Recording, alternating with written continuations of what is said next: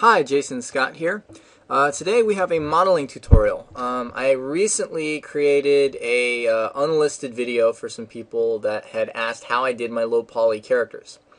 And that was how to set up reference plane images from screenshots of the cartoon when there's not T-posed references available to you. And then how to set that up and start modeling, and I showed how I modeled the torso. However, a lot of people have said, well, that's great, but I have a really tough time modeling heads. I'm not good at modeling heads. And also, even people that are really good at modeling realistic characters and sculpting them out in ZBrush and Mudbox, they've asked me, how do you get that anime cartoon look? Like, some clients have asked to create sort of a 2D-ish cartoon look, and I've had a hard time with that. So I said, all right, I've had enough requests now that I'm going to go ahead and do a video on it. So there are two methods that I'm going to show first. There are multiple ways that you could go about doing this. The first method I would do if I wanted to do like a cinematic kind of thing, and I would take my time to really define my edge flow. And I'm going to go ahead and show that one first. So we're going to talk mostly about the second method, but I will show the first method first. Now, I do want to point out that my reference images are lined up effectively. They're lined up correctly, and if we look at the front view, you will notice that it's a symmetrical head. I went ahead and Photoshop and made it, symmetrical because originally it wasn't. And then we have this lined up perfectly in the side view. Well, not perfectly, but good enough. Okay. So the first thing we're going to do is we're going to reduce this, and normally, you know me, I like to reduce it to 2, but this time we're going to reduce it to 0. And then we're going to flip this in the X by 90 degrees, and then we're just going to position it here. Alright, and we're going to scale it up so that it's about right here. That's good. Alright, and now what we're going to do is we're going to roughly position this about right there, so we have one over the eye and one over the mouth. Okay? So the next thing we're going to do is we're going to grab this face and we're going to extrude, and we're just going to scale it in. We're not going to actually move it out or anything like that. And then we're going to hit W, and we're going to move this so that this is sitting over where the eye socket would be. And then we're going to grab this face here and we're going to extrude that, and we're just going to scale it in, and then we're going to delete this, and then we're going to delete this face, and we're just going to position it so it's relatively where the mouth would be. Okay. Then we're going to grab all of these, hold down X. I want to point out that we are in world mode. Okay. With retain component spacing off, and that's what makes that work. So if we ever end up with something like this and this like that, we just grab all the row of vertices that we want to line up. We click one time on the arrow, which is going to make it yellow, and then we hold down the X key, and we're going to drag it until it reaches another point on the grid. Notice they all snap together, and then when I snap it back, it goes right back to the center of the grid and everything is lined up. So now I can go to Edit, Duplicate Special, reset the settings, hit Instance, scale in the -1, hit Apply. Okay, that happened because that's a good example. Sometimes your model will be here. You actually want the pivot point, so I hit the Insert key, and then I hold down X to snap it to the center of the grid. So now that it is centered the way it should be, and I hit Apply, Close, you will notice that now we have a model that is where it needs to be. Okay, so now, if we take a look at this, go ahead and hit the F key so we zoom in on it. You see how we have very simple geometry, but we've already created a nice edge flow here. For instance, we can simply do this. And this is the edge flow that we're going to want for a model. This is what your head does, this is what your mouth does. Those are the two main pieces. So that's what's really cool about this method, is it gives you the ability to create edge flow very, very quickly. Okay? So we can go ahead and delete this. We don't need it. And we have a nice little mask here, and we haven't even done anything. So let's go ahead and grab all these vertices, and we will pull it forwards So this is about here, and then we'll select each one and position it about where we want. And that's pretty good. Okay. So now we will select all these vertices. That'll be about right there. This one looks like it's down a little bit. Grab these vertices. Maybe right there. These verts. And these verts. And that one. Okay, so let's take a look at this now. So as you can see already, we've created a nice sort of edge flow here. And at this point, it then becomes, you say, okay, well now we need a nose. So what we do to create geometry for the nose is we use the Insert Edge Loop tool. Actually, let's see. Yeah, I was off on one step. My bad. Okay, so we take this object here, and we don't want to connect it directly to the grid. What we want to do is we want to move it just a little bit away, and then we select this face, extrude. We want a little bit of space there. Hit G to extrude again. Okay. We'll grab these items. Click to make it yellow. Hold down the X key. Snap it to the grid. Snap it again. Now we'll duplicate special. Okay, that's better. Now, in addition to giving us the geometry to start defining the lip better, alright,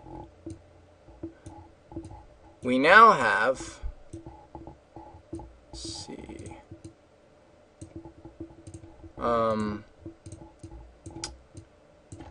I'm not really good at talking and modeling, I apologize. Let's see here. Let me think, what do we have? Okay, we have these points now, which we're gonna let us define the bridge. Okay, so this is gonna kind of create a bridging effect. We'll create that, which will then pull forwards and start to create our brow ridge. Okay, maybe even right there. Okay, and now we will go ahead and make an edge loop. Okay, and that edge loop will be where the nose is. So we'll go ahead and drag that out to about right there.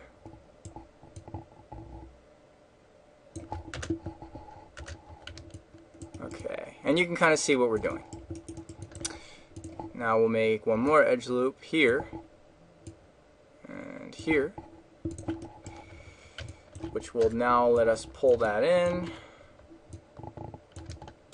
And you can see, again, I mean, at this point it's pretty obvious how to go about creating, you know, your edge flow. If you know how to model anything, you know, especially, you know, organic normal heads, you know, you're just in position.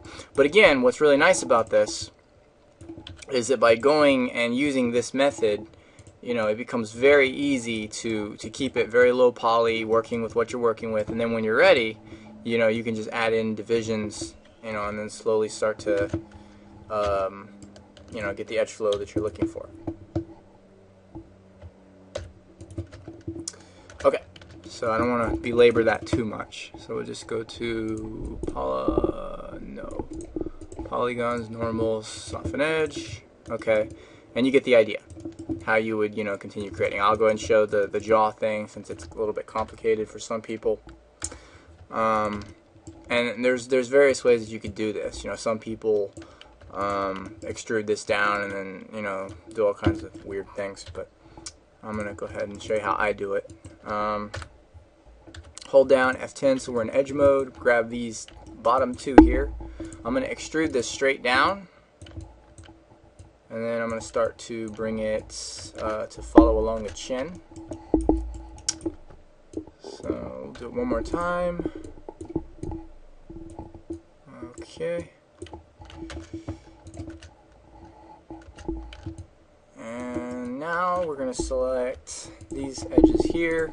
We're going to extrude straight out like this, and then we're going to extrude back. and then we're going to match it up where we think the ear will be. So probably about right there. And let's match it backwards in space to probably about right there. We can take this object, put it like that, and then we're going to create an edge loop, put that right there, and drag the jaw point, drag the jaw down so that it kind of creates, you know, that kind of an effect. Okay, and then we're going to position it so that it matches as best it can the head profile. Okay, and then we're going to pull it forwards, and we're good. Okay, so now we've created a jaw. So, you know, in theory, if you want, we could even, you know, snap that in, and that would give us a triangle. So then we gotta, you know, do some, either use that as a triangle, or, you know, we could turn that into a quad by, you know, using some poly cutting and things like that. But anyway, that's the basic idea. So now we've set up the framework for the jaw, and then you would just take, you know, this object and this object here, and it'd just be a matter of like this.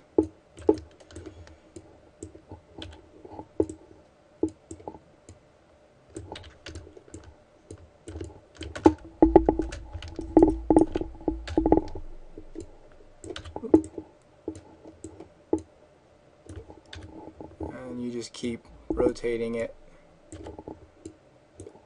G.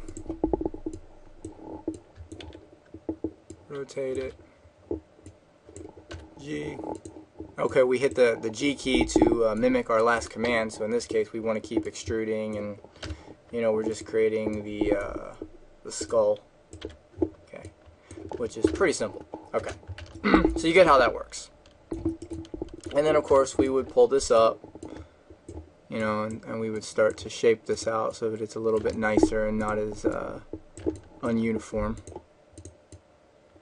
Okay. But again, this is still fairly low poly. Normal, soften edge. Okay. And then you would take, create polygon sphere, hold down V. For the sake of what we're doing, I like to do this just for eye's sake. Okay. So it almost acts like an iris. And then you would position this in so that it kind of sort of looks like an eye.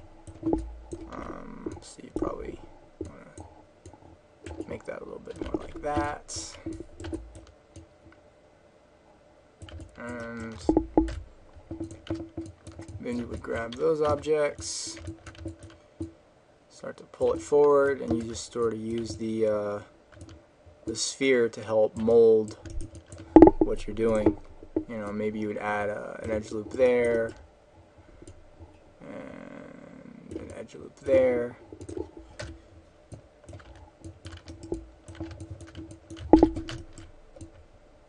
Okay.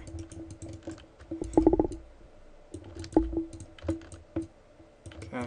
And you can use a soft mod tool if you start to get too much geometry, but we're still pretty low poly at this point. So, alright. Anyway, so you get the idea. Soften edge. Okay. And there you go. And then you just keep filling in places and extruding edges and getting, you know, what you're trying to get. That's one way. Okay. And that is, of course, the way that you generally model anything, any organic human character. And we've already got nice edge flow already set up for us so that we can get this as many times as we need it. Not that we would need that much, but I mean, you know, you get the idea. Okay, so that's method 1. Well, we'll call that method 1. Okay. Okay, here's another example. Sometimes this happens in Maya. Notice that I hit F8 to go into object mode and the edges are still connected. This is kind of a weird video card error. So here's what you do. You select everything, and then you hold down the shift key, select over everything, and it undoes everything. Okay, so now we're out of that mode. Alright, so let's select all this stuff. Let's put it in a layer. We'll call it method 1. Save. Alright. And I think what I'm going to do is I'm going to So the video is not super long. I'm going to upload method 2 as a separate video. So I think that's what we'll do. So I will make method 2 in just a moment.